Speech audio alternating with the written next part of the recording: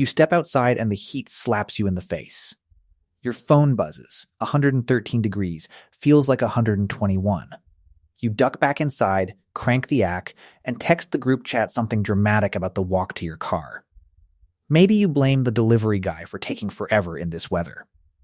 Now picture doing that with no roof, no walls, no ice cubes, no AC waiting on the other side of a door. Just skin, sweat, and open sky. Ancient humans didn't just survive heat like that. They thrived in it for over 1 million years in places hotter and harsher than anything on your weather app. No air conditioning, no shade tents, just sweat and stubbornness. Turns out, the secret wasn't hiding from the sun. It was outrunning it. In 1984, a fossil hunter named Kamoya Kimeu found a skeleton near Nariyokotome, Kenya. It belonged to a Homo erectus teenager who lived about 6 million years ago. Researchers nicknamed him Turkana Boy. His body wasn't shaped like ours. Not exactly. It was shaped better for heat. Long legs, narrow hips, a skinny torso built for airflow, more surface area, less bulk, so warmth could escape fast. It's the same logic behind a greyhound's build versus a bulldog's. He lived near an ancient lake shore on the edge of the East African savanna. That's one of the hottest, most exposed environments our ancestors ever called home. No shade structures. No water bottles. Evolution had already solved the heat problem there, long before you ever needed sunscreen or a big gulp. Here's where it gets interesting, though. You'd assume early humans just hid from the worst of the heat, stuck to shade, waited out the afternoon, the way you wait out a rough Monday. Turns out, that's backwards. Humans developed something almost no other mammal has: 2 to 4 million sweat glands, spread across bare, mostly hairless skin. Losing that fur coat wasn't a design flaw. It was the upgrade. Evaporating sweat cools the body far faster than panting ever could. Dogs pant. Lions pant. You and your ancestors just glisten instead. So instead of avoiding the hottest hours, early humans used them, on purpose, when everything else was hiding. Let's talk about what using them actually looked like. In the Kalahari Desert, researchers documented Juhoansi hunters running down kudu antelope in brutal midday heat. Anthropologist Louis Liebenberg recorded these hunts in 2006. A kudu can outsprint a human without even trying. But it can't outsweat one trapped under fur.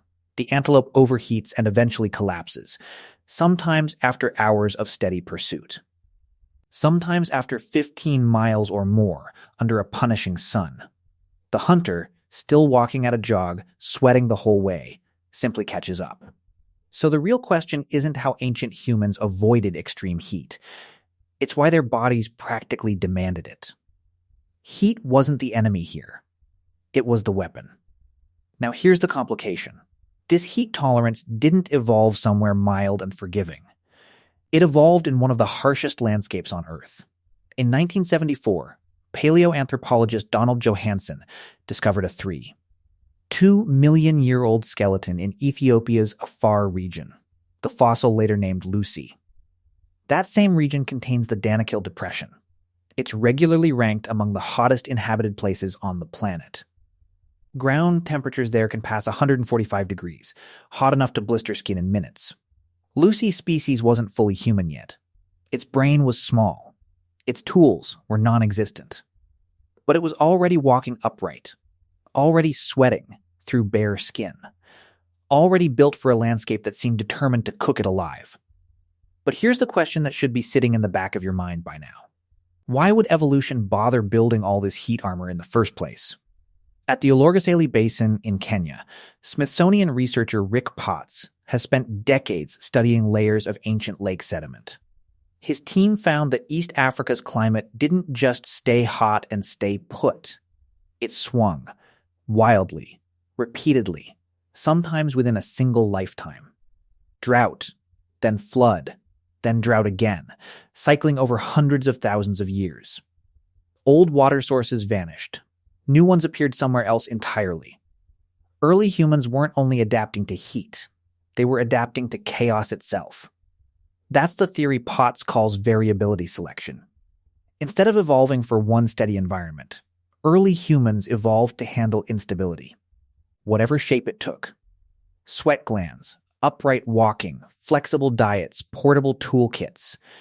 All of it built adaptability into the species, not just heat resistance.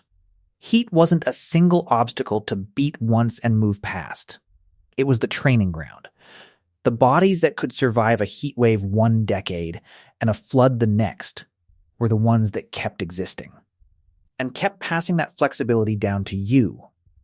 In other words, you're not just descended from tough people. You're descended from unusually adaptable ones. So next time you're outside and your phone screams feels like triple digits, remember what's actually happening. Sweat rolling down your back. Skin doing exactly what it evolved to do 1,000,000 years ago on the Rift Valley Plains. A shimmering lakeshore in Kenya. A hunter jogging under a merciless sun. A cracked, scorched basin in Ethiopia. Bare skin built for airflow. Millions of glands built for cooling. A body built for chaos. You're not weak in the heat. You're ancient technology, still running the same software. If you've survived something brutally hot, drop it in the comments. Heat wave, desert hike, kitchen with no ack, all of it counts. Built to survive the sun.